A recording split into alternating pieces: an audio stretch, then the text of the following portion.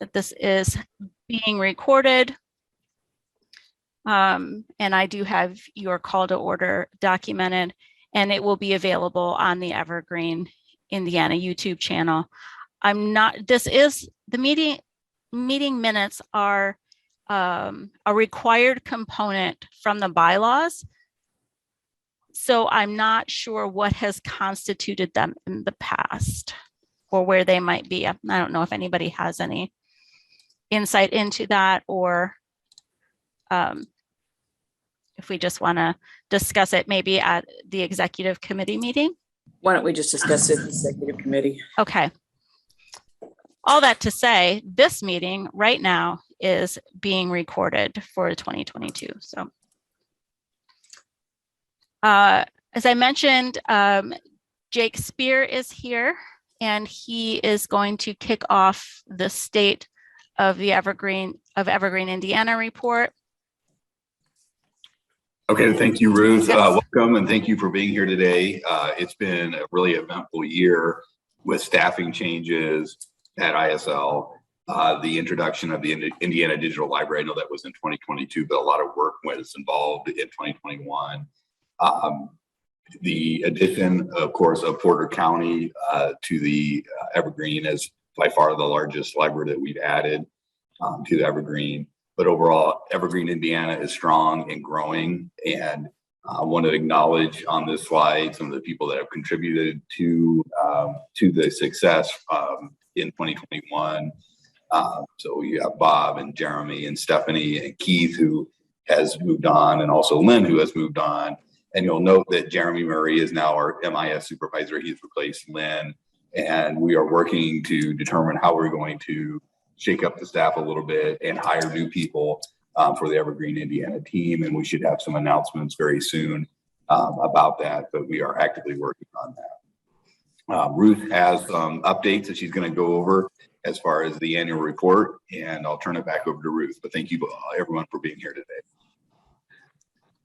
Okay, so I'm just going to add just a couple of things. We are, like Jake said, we're actively working on filling out our team, and you can see some of those things here, and there will be announcements as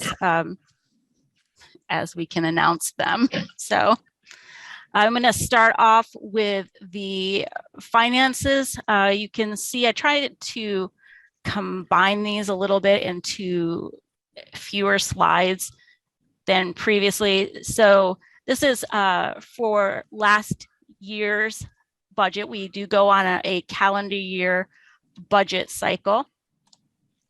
Pardon me while I let some more people in.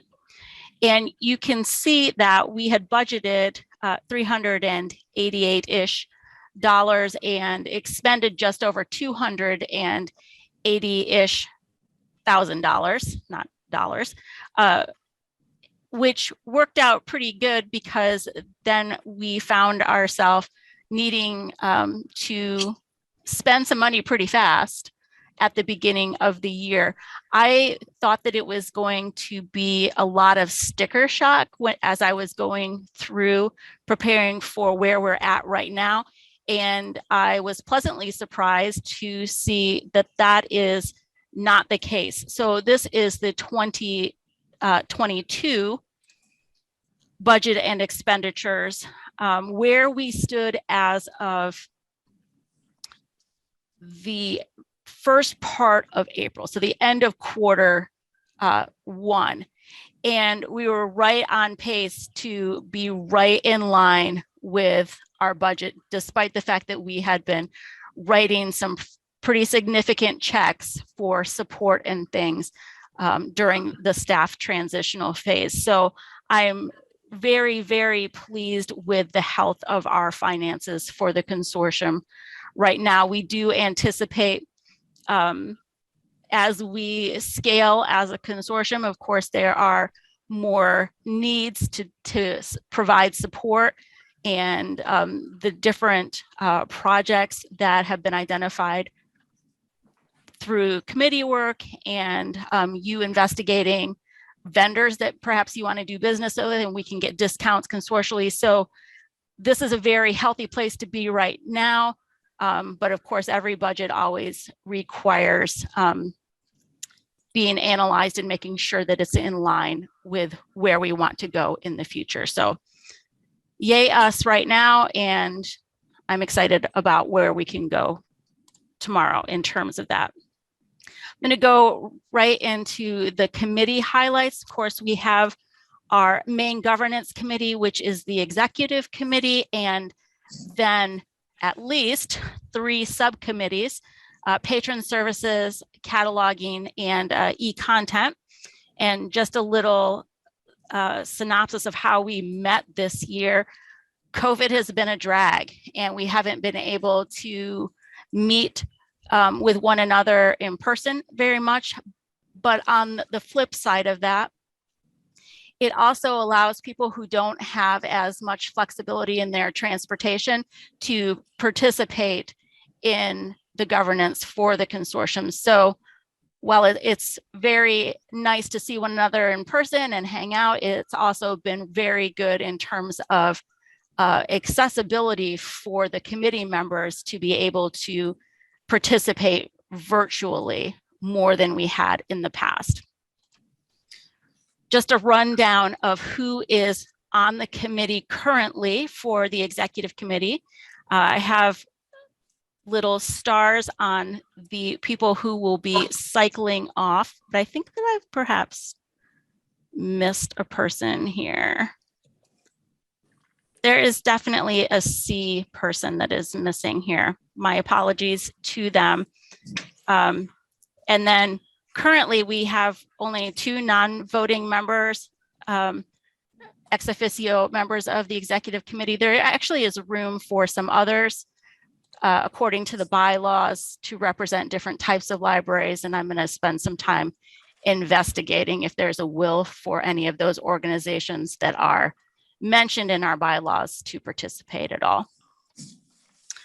Some of the highlights that the executive committee did this past year was that they voted to have biennial conferences rather than annual conferences that would be alternating with regional roundtables, with the idea that we have this big conference which does require a pretty significant amount of planning and money, which is great for us to all come together. But then if we can also go back to having regional roundtables where we can meet one another out in the state again, so that those people who don't have the opportunity to come into Indianapolis or whatever can still participate in face-to-face trainings and networking with colleagues. This past year, we had planned to have a face-to-face conference again, and the executive committee, thank you, approved transitioning it to online with virtual webinars. I guess that's kind of redundant because there was at that point another COVID surge, super yay. They also approved the money to pay for the cover art uploader, which has been a tremendous success in the consortium. It has been added to our software. We have people who have gone through the training and who are certified to use it. I am reading this now thinking, man, I should have the numbers exactly right now. This is something that I report to the executive committee on, about how many images have actually been uploaded since this started, and it's in the thousands at this point. So thank you for approving that. They also established for 2021 and 2022, a $4,500 fund for Cat 1 catalogers in Evergreen, Indiana, to attend MCLS cataloging courses at the MCLS member rate and paid for by Evergreen, Indiana. We haven't yet had anybody take us up on that. I don't know. In fact, yes, I do know. We haven't widely publicized it. And it may not be something that our catalogers want to utilize too. So, which is a real thing. They may not have time, or they already know those things.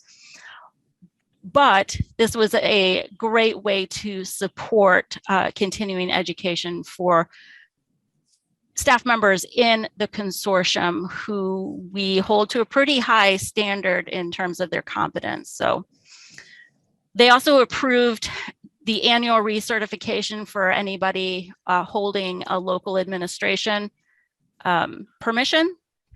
And there will be more detailed information coming out about that very soon, as well as a refresher course that will be this fall that will align local admin as in terms of year-end activities that happen in the libraries. Last year, the executive committee approved scholarships for 11 individuals to attend the online Evergreen International Conference. We'll talk more about it in terms of 2022 later on in the slides here. And then they also, and you're going to hear Porter County a lot right now because it was a pretty big deal. They approved the application for Porter County Public Library System to join the Evergreen Indiana Library, or Porter County Public Library System to join the consortium, which, well, that's 2022. We'll talk about it next year.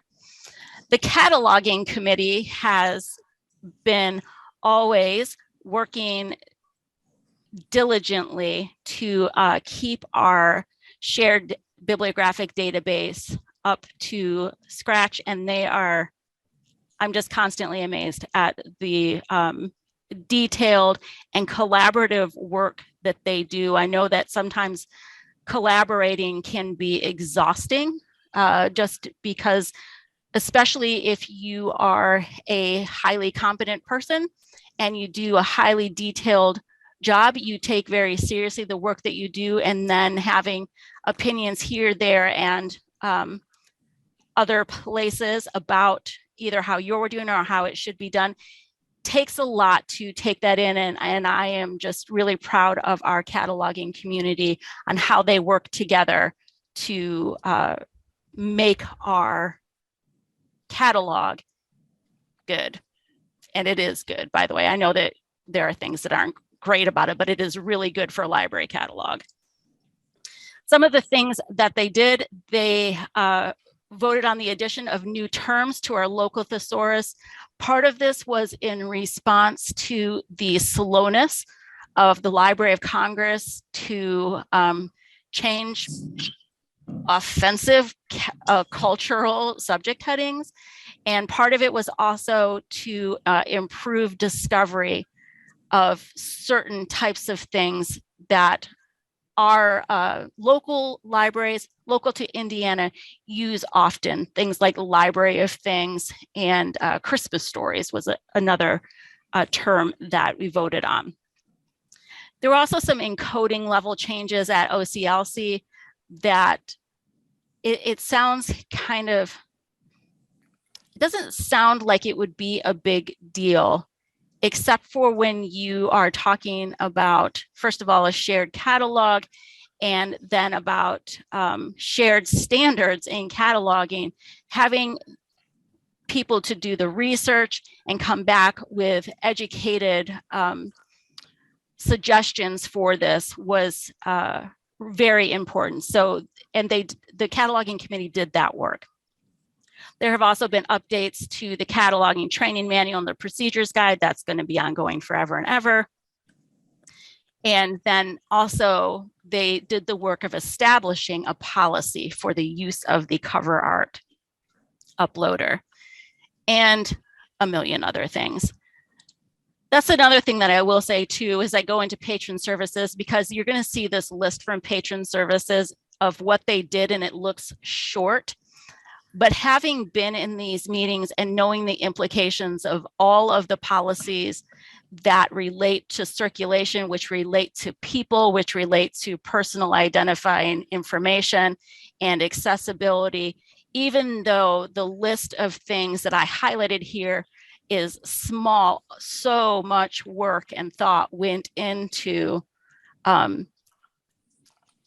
decisions sometimes to not do something, which is a lot of work at times to say, we're not going to do that because it would harm someone or it would undermine the consortium. So, and the Patron Services Committee does that type of work. Here are the current, is the current list of the members.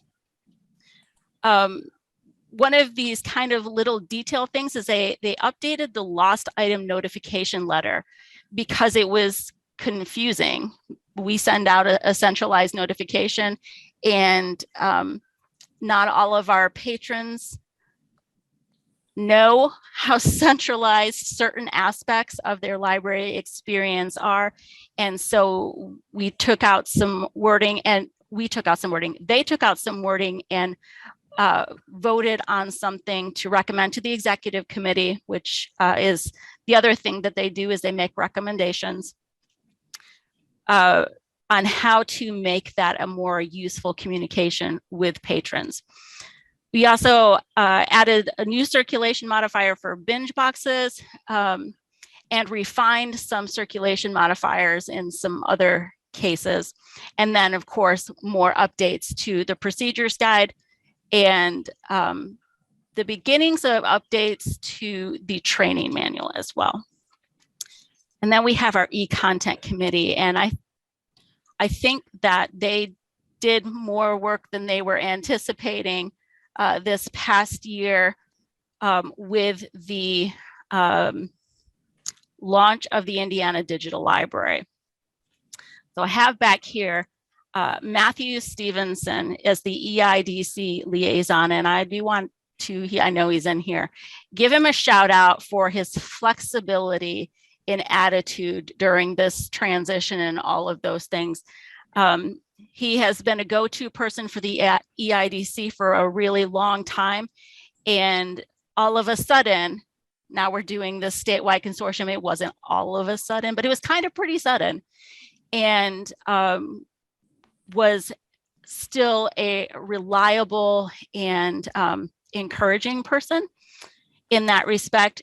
And so then one of the cool things about the Indiana Digital Library, there are several cool things about it, is that we now have 123 of our 126 public library systems who are in the same Overdrive consortium. So we only, if you're going into the catalog, you only see one of those links. So we got rid of the page that says, which Overdrive link do I use? Because there's only one. There is now something that some of us dreamed of for years, which is a collection development policy, and not just a collection development policy, but a collection management team. And thanks to the state library for covering the platform fee. So more of the money that you spend, which is not less money, you're still spending about the same amount of money, but more of it's going toward content. Then we also, or the eContent committee also suggested for the renewal of Reference USA, as well as Gale legal forms and Chilton auto repair. And then we did do an evaluation of Library IQ. You're going to hear more information about that in the next couple months. This last one was actually my favorite memory of the eContent committee over this past year, besides the IDL. IDL is like in a league of its own. Was this evaluation of A to Z databases. I'm not going to go into the minutia of it, other than to say I was so impressed by my colleagues having very well thought out, I'm going to say arguments, although it wasn't like confrontational at all, but in a Socratic way, arguments about how we should evaluate a company that we as a consortium want to potentially do business with. And I left a specific meeting where we discussed that thinking, wow, I work with really thoughtful, intelligent servants. And that was because it really had to do with what are we providing to taxpayers and what is the level of integrity that we are participating in this shared enterprise. And I was just I could go on and on. Y'all are pretty amazing. I don't know. Do we want to open it for questions in here? Are there any questions for anything about the committees? Krista, it's up to you. Or I can just. We can open up if there are any questions. Okay. Or we can put them in the chat and I could keep an eye on that. Okay. Why don't we do that? Sounds good to me. I'm just going to go on. I know that this slide for training there's a lot on it, but there's only one of them. So we offered 21 fundamental skills courses, and fundamental skills includes circulation, basic and advanced cataloging, holds and transits, and local administration. They're offered quarterly. And for that, we had 471 library staff that attended those webinars. There are others who have actually gone back and used components from those recordings in their local training, or who have viewed the recordings as their sole way for training. So that was, I think it's pretty impressive. And almost 1,500 LEUs that were distributed for learning how to use the Evergreen ILS for the specific roles that are required within a library. We also had 10 meetings of the 2 different interest groups that we have, cataloging and reports, with 138 participants. If you haven't attended one of the interest groups, it is much more informal than a standard training session. It generally has a topic, but then is an opportunity to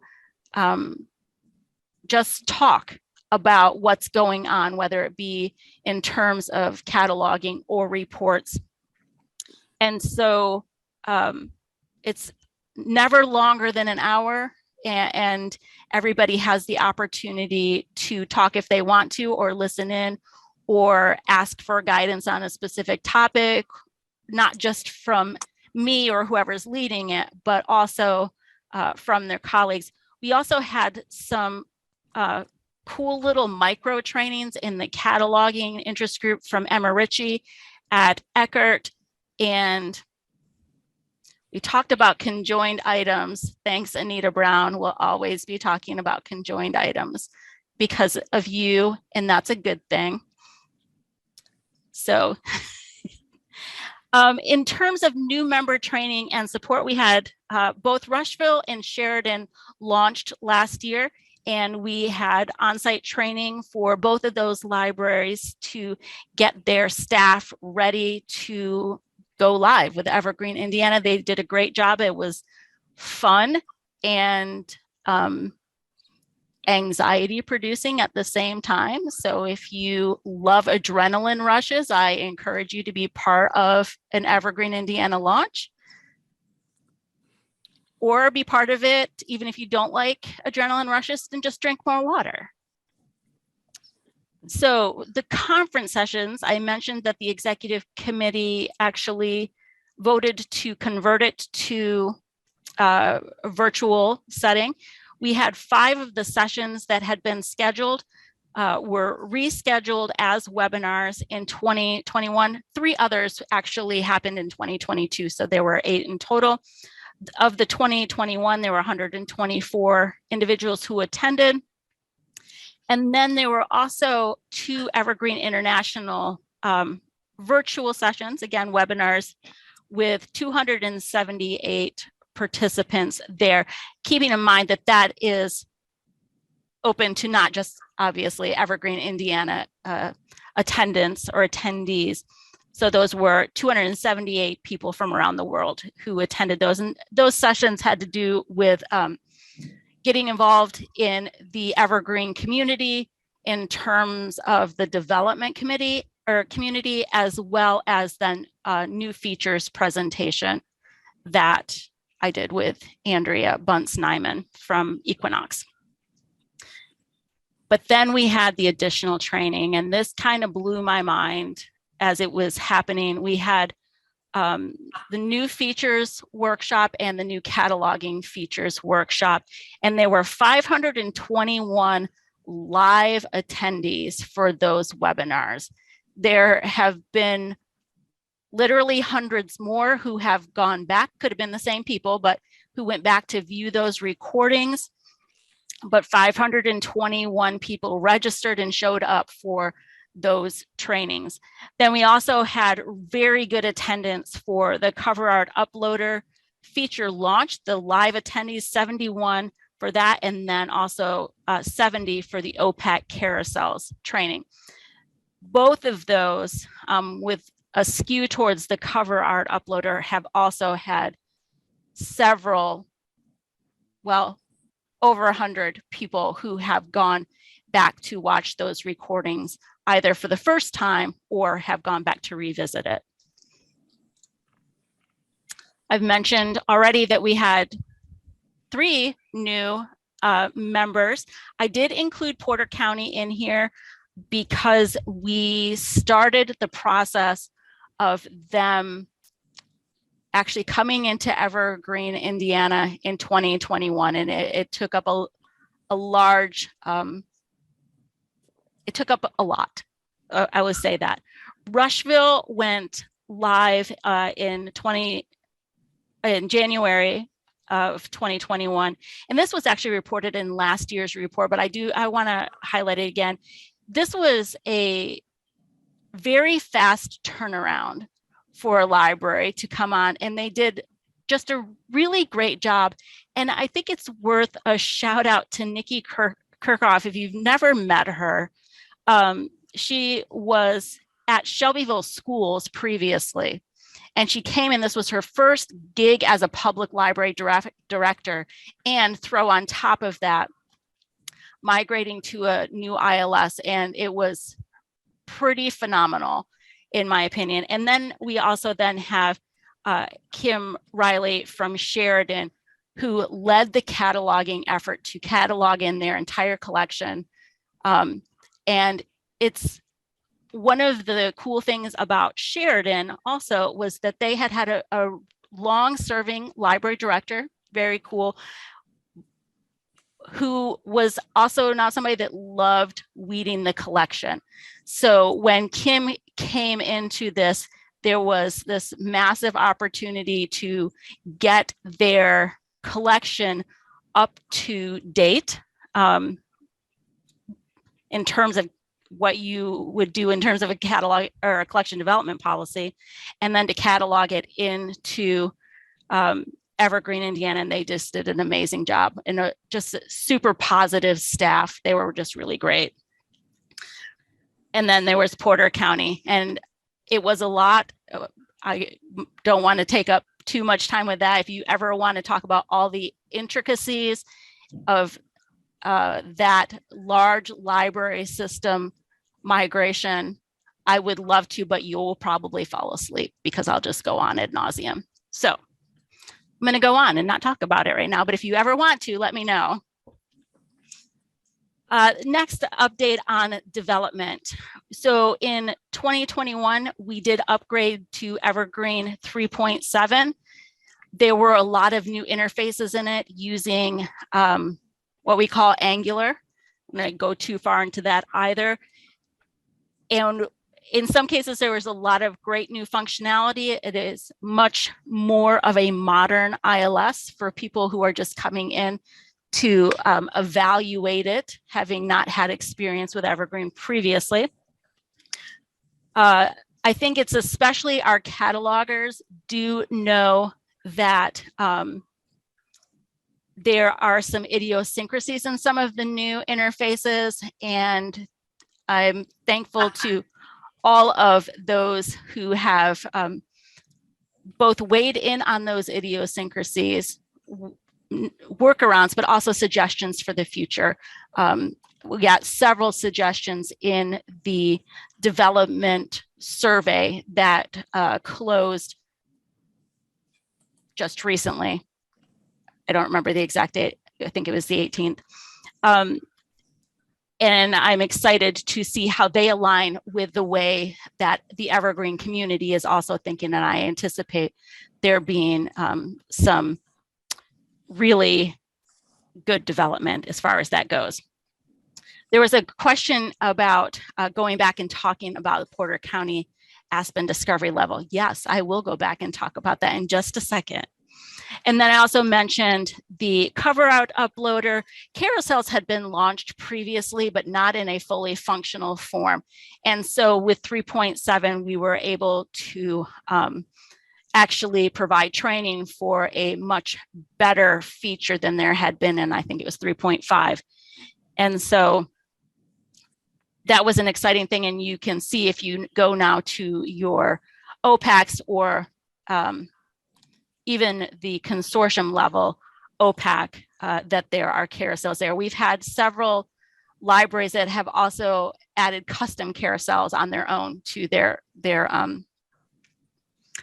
libraries OPAC. So I'm going to pop right back real quickly to take a look at Porter County here, the Aspen discovery layer. So one of the things that was new and exciting about this migration was that Porter County also decided at the same time as they were going to, well, I'm not sure if exactly the same time, but it coincided at exactly the same time. They decided that they were going to be evaluating ILSs, looking at Evergreen, Indiana, because they wanted to participate more in resource sharing and the open source mindset. They also decided that they wanted to implement a discovery layer. And if you're not familiar with a discovery layer, I'm not going to belabor it too much because there's a lot of information out there, but what it allows for is a federated search across databases. So our catalog is one database. If you think about Overdrive's catalog, that's another database. If you think about Hoopla's database or catalog, that's another database. And so what Aspen allows them to do, because they have deployed it, and if you go to the website that's listed here and click on their catalog, you can see what it looks like, is that it allows a patron to go in and search all of those resources that are connected simultaneously, so that they can also borrow Overdrive materials through this overlaying catalog. So it is something that we are investigating for the consortium. It may or may not be Aspen. There are others that we are looking at, including Viewfind and some others, but we're in the early stages of deciding, or at evaluating what features they offer, how they could be used on a consortial level, and what we can present most likely to the eContent committee first, and then look at recommendations to the rest of the consortium through the executive committee. Any specific questions about the discovery layer? I encourage you to go to Porter County's website and just take a look and see. And keep in your mind that it may look like magic, but software is never magic. And it is a really cool thing to see our Evergreen connected in this way, because underneath that is our database that all of our catalogers are working on, that all of our patron services employees are putting in there, whether it be holds or patron accounts. This is all of the work that is being done is reflected. It's just a little bit prettier and a little bit easier to connect all of the tools in there. So definitely take a look, and know that we are investigating it on your behalf as well. And if you have suggestions, send them along. And I did want to mention our representatives to the Evergreen Community Development Initiative, Laura Bretsky, I'm sorry, I shouldn't say a name fast. Britta Dorsey, Jocelyn Lewis, and Scott Tracy attend monthly meetings and talk about ways to make the software better and how to pay for it. So thanks for all the work that you do on that committee. Okay, some statistics. We have 126 public library systems now. Porter County came in as both the 126th and the 130th library system because we also have some other organizations. We have 2 school corporations, 1 correctional facility, and then of course the Indiana State Library being a special library, not a special library, a legitimately special library in terms of library types. We now have 193 physical locations for Evergreen, Indiana. It includes some bookmobiles. I don't remember exactly how many. 3 come to mind, but don't quote me on that. I'd have to look up and verify it exactly. And we now have 69 of the 92 counties in Indiana with at least 1 Evergreen, Indiana member library. Our service population has grown. I wanted the 2020 census numbers really badly, but they haven't been certified yet for public libraries. So I still have some old numbers in here. You can just take a look at those. One of the things I did want to point out, and one of the things that I have been thinking is the proportion or the ratio of active cardholders to service population and how we can possibly help you promote your library to your potential patrons. So I don't know the answer. It's just something I've been rolling around in my head. If you have suggestions, I would love to have you email that, and perhaps we can have a more organic discussion about that in some other venue. But I definitely think that that is something that Evergreen, Indiana can support you in some manner if you want. And then more numbers. Again, you have access to all these slides. I hate just reading numbers aloud here. I spent a lot of time actually getting these numbers and thinking how much I enjoy just pulling numbers out and looking at them and saying, oh, look, it tells a story about the library. Oh, look. But then once I get here, you haven't been on that whole like number journey with me. So one thing I will point out is I purposefully excluded the school and the correctional facility collections since they don't transit to other libraries. And so this is purposefully a little bit lower. And one of the things that I did think was pretty notable is how closely the number for the total circulations aligns with the number for the total holdings. You could, and we know that this isn't the case, but it looks like every single one of those holdings that you have went out at least one time. Now, is that the actual story? Of course it's not. But it's pretty nice to have a pretty close 1-to-1 ratio there. It would be even nicer to have those total circulations go over the total holdings. So there you go. And then, of course, over 500,000 items, holdings were added to the collections in just 1 year. We now have 56 fully fine-free libraries, and this is near and dear to my heart. And I'm going to tell this until I retire, so just prepare that Hagerstown Jefferson Township Library was the first Evergreen, Indiana library to go fully fine-free. And now we have 56, and that's when I was at Hagerstown. That's why I'm going to tell it forever. I'm very, very proud of all of you for considering this. I know that making the decision is not necessarily a black and white decision, and it's not an easy decision, and it really varies from community to community, and that's cool. But wow, so many of you have considered it, and now 56 Evergreen, Indiana libraries are fully fine-free. We have a juvenile fine-free as well. We had actually more than that, but then some went to fully fine-free, and then 2 fine-free bookmobiles. And we have 80 libraries that have turned on auto renewals for the consortium, library systems. So that is just really cool. Y'all are doing a great job.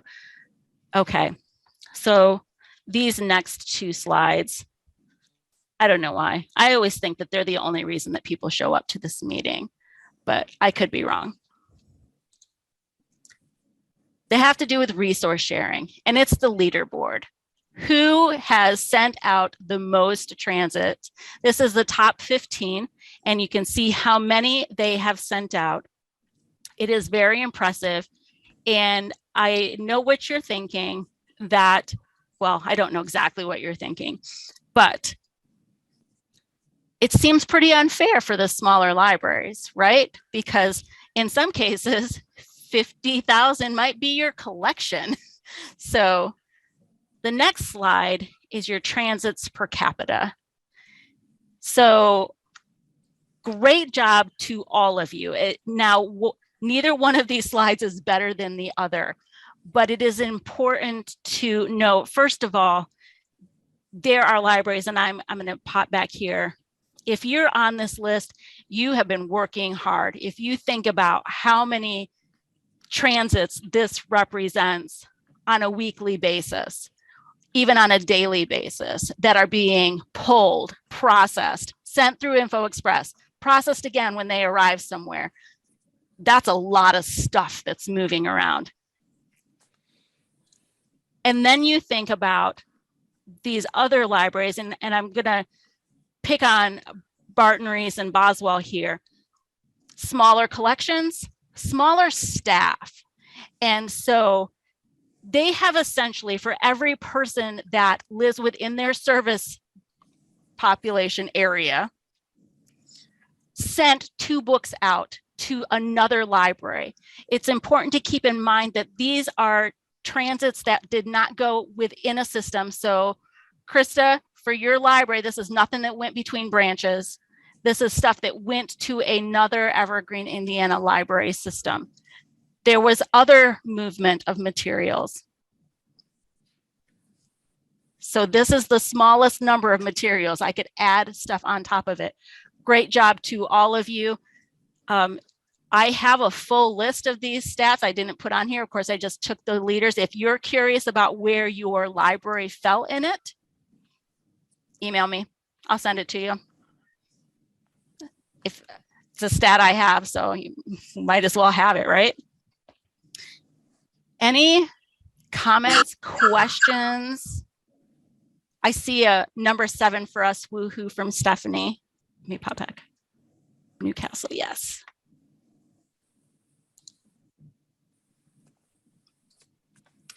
I will tell you, now Courier is probably not thanking you, but that's okay. We're working with them. Okay, I'll go on to the international conference. Last year, 2021, it was online. Yay, COVID. That was very sarcastic, but we did have a really good conference despite that. The theme was Vital Libraries, Healthy Evergreen, and Becky Use was our keynote speaker. And then both Lynn and I presented and did some more work for that. This year, it will again be online. We will have a keynote session by Vitika, who is an expert on user experience design, and which is something that the Evergreen community is more and more focused on, and keeping in mind that user experience is not our patrons when we're talking about Evergreen Indiana.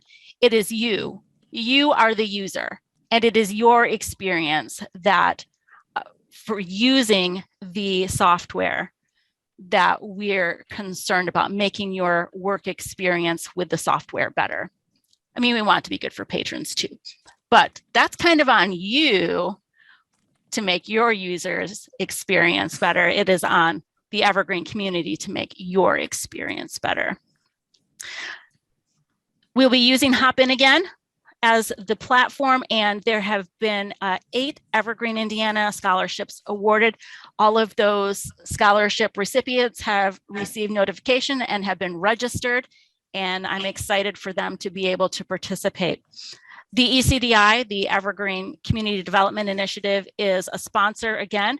We're an advocate level sponsor because we waited a day too late and all the other sponsorships had already sold. So we had to go with a cheaper one, smaller logo.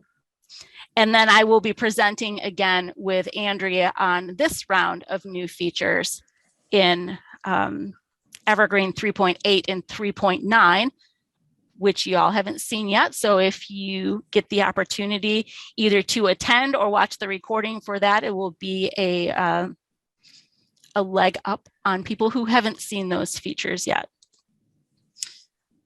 We also have the Hackaway. It was sponsored in 2021 by Evergreen Indiana.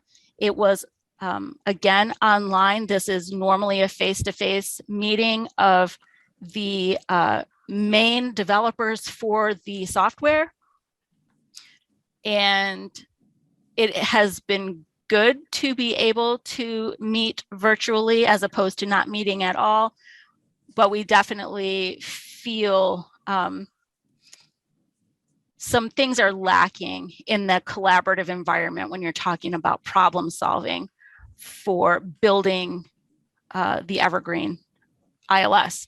So it's going to be online again in 2022, but we are very, very hopeful that it will, first of all, be back in Indiana in 2023, because we do have kind of the biennial invitation to host it. But then it will be also face-to-face. So fingers crossed, or whatever thing we need to do to make that happen. And then our annual conference. I did mention that the executive committee had voted to go to a biennial conference as opposed to an annual conference. And we already talked about the virtual training sessions. There will be 2022 regional roundtables. We're waiting for our additional Evergreen admin staff to be in place before we do go too far into the planning for that.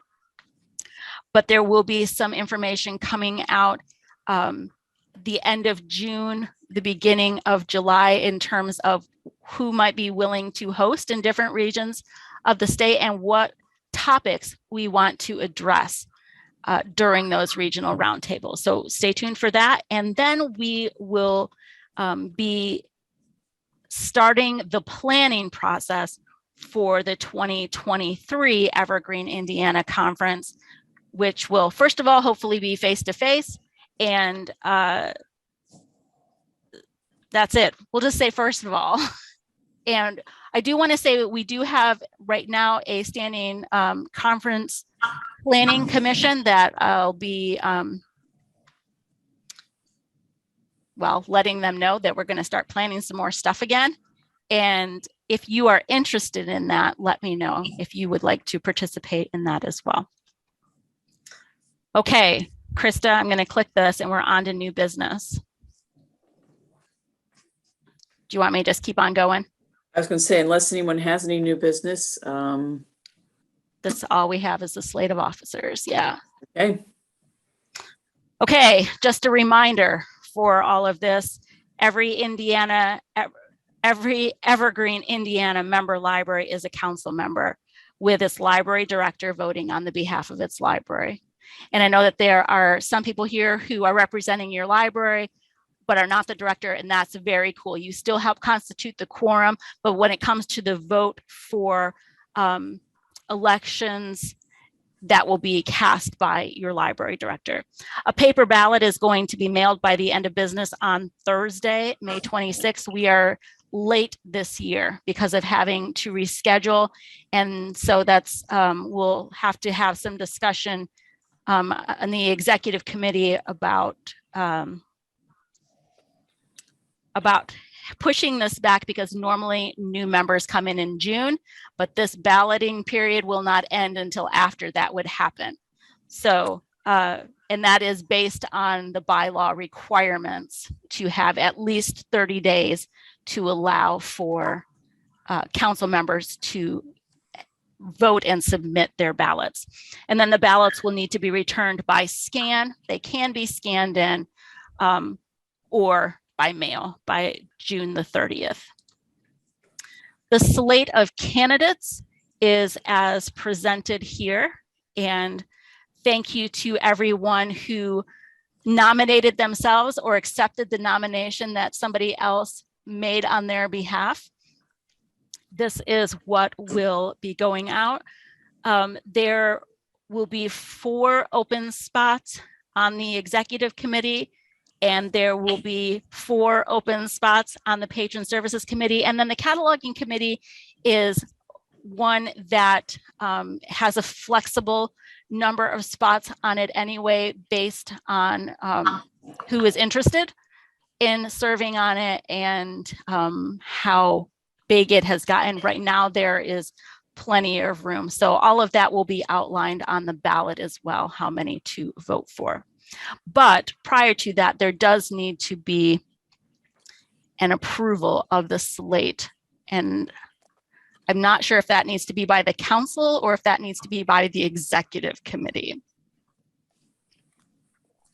That's an excellent question. I believe it is the executive committee. I believe so too. So moved. Nick Steffen from the Garrett Public Library. Excellent. Second. And that was Scott. Scott Lefebvre. Okay, are there any, can we make additions to the slate of candidates? Yes. Or are we moving to accept the slate of candidates as is? If there's anybody in the audience that wants to put forth their name or anything like that, they can. This is your chance. Okay, I'm not hearing anyone jump in, so we have a motion and a second to accept the slate of candidates as presented. If I could get the executive committee members present to vote. So all in favor, please say aye. Aye. Aye. Are there any opposed from the executive committee? All right. We've got one in chat too from Jennifer and Angela, so that's great. Fantastic. Okay. Okay, so it sounds like we have a slate of candidates. excellent. Motion carried. I love it when a plan comes together. Okay, and announcements. Again, ballot submission closed on June the 30th.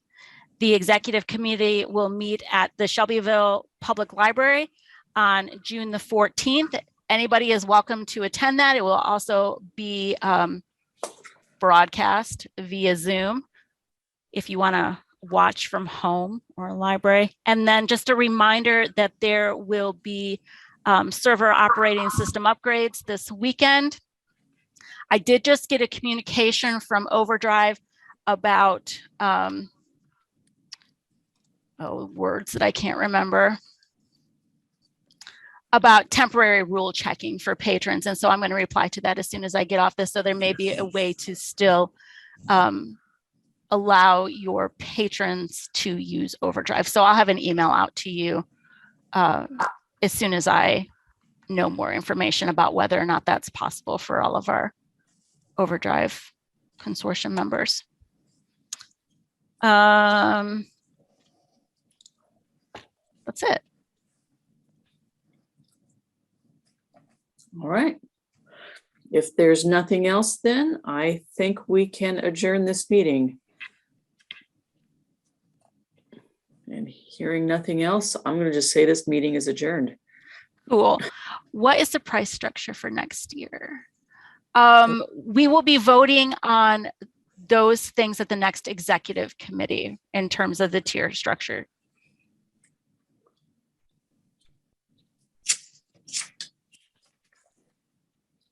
Okay. I don't see any further questions, so thank you all. I see you're all leaving anyway, so Bye. bye. Have a great day. Thank you.